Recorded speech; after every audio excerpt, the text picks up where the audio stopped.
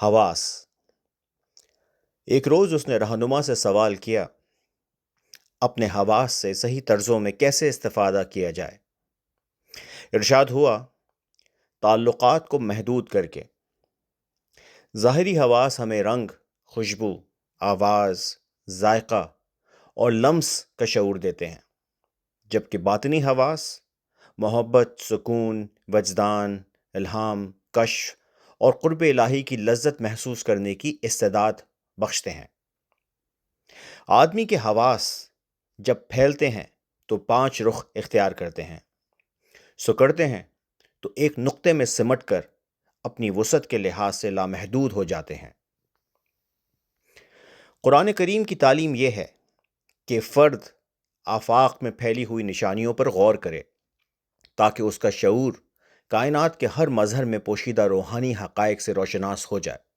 اس طرح فضائی تغیرات صرف ماحولیاتی تبدیلی نہیں رہتے، بلکہ روحانی مشاہدے کا ذریعہ بن جاتے ہیں۔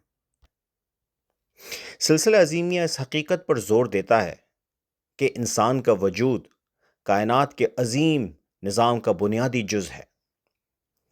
جب ماحول میں بے اعتدالی پیدا ہوتی ہے تو آدمی کا باطن منتشر ہو کر ان اثرات کو زیادہ شدت سے محسوس کرتا ہے، لیکن اگر اس کا دل اللہ پر اعتماد سے روشن ہو تو اس کے اندر کا سکون اور توازن بیرونی ماحول سے بالاتر رہتا ہے۔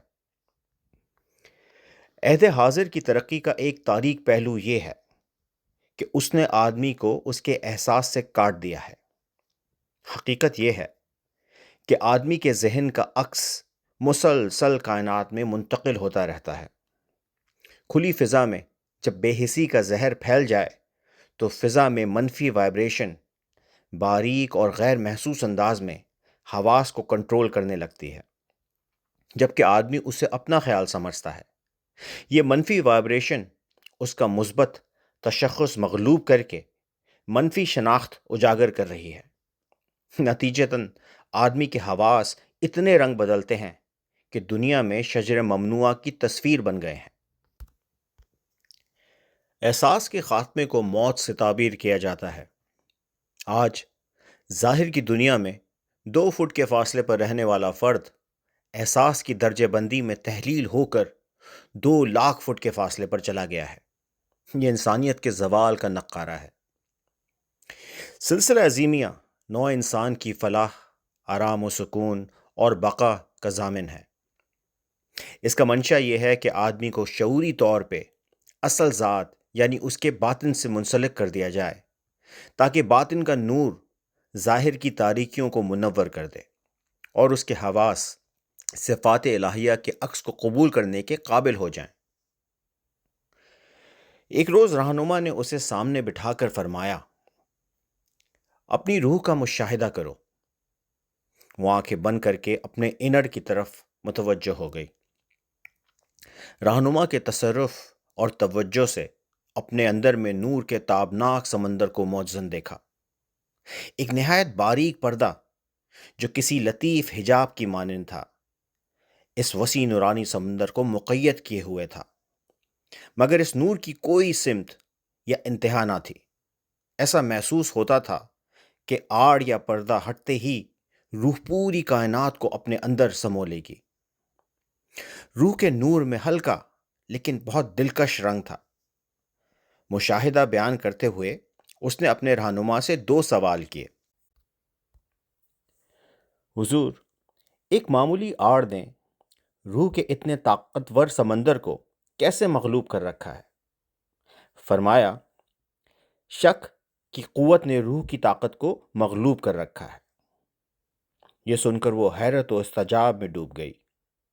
پھر اس نے دوسرا سوال کیا، روح کے نور میں رنگ کیسا تھا؟ رہنما نے فرمایا، ایسا شاذ ہی ہوتا ہے کہ کسی روح میں یہ رنگ پایا جائے۔ یہ 2 طرفہ محبت کا رنگ ہے۔ اللہ تعالیٰ آپ سے محبت فرماتے ہیں اور آپ بھی اللہ سے محبت کرتی ہیں۔ اس نے خواہش ظاہر کی کہ کیا وہ کسی اور کی روح کا مشاہدہ کر سکتی ہے؟ فرمایا، ہاں کیوں نہیں، ادھر دیکھو۔ اس نے زید کی روح کی طرف توجہ مرکوز کی۔ نور کے بحر بے قرار میں جیسے بجلیاں کوند رہی تھیں۔ رہنما نے فرمایا، آپ نے روح میں حکم کی تجلیات کا مشاہدہ کیا ہے، زید کو اس کا ادراک نہیں ہے۔ پھر فرمایا، ہر شخص کی روح رنگ سے پاک نور کا مرقع ہوتی ہے۔ یہ یک طرفہ محبت ہے جو اللہ اپنے بندوں سے کرتا ہے۔ آپ نے جو بجلیاں دیکھیں، اس کا مطلب یہ ہے کہ روح خیال کے ذریعے بندے کو اللہ کی طرف متوجہ کرتی رہتی ہے، لیکن اس کا شعور سنی انسنی کر دیتا ہے۔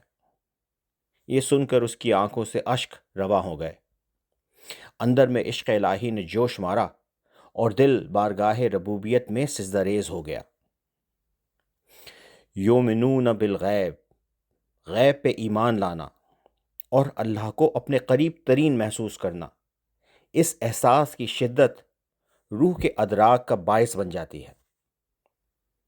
تحریر عرفانہ شہزاد عظیمی۔